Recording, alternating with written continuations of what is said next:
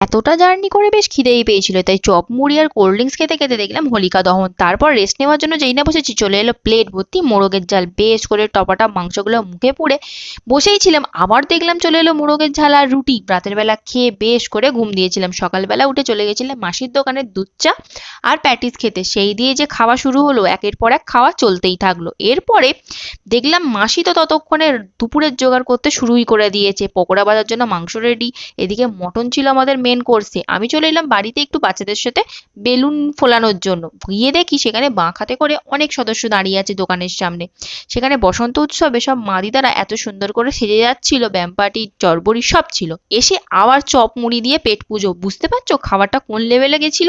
দুই মেশোই রান্না করছে, এত সুন্দর যে রান্না করতে পারে আমি সেটা ভাবতেই পারিনি। মোর মশাইয়ের জন্য মনটা খারাপ করায় ঘরে এসে জানলার ধারে বসে দেখি তারা আবার বাড়ি ফিরছে। তো জিনিয়া আর বিল্টু সেটা বুঝতে পেরে জোর করে রং মাখিয়ে দিল।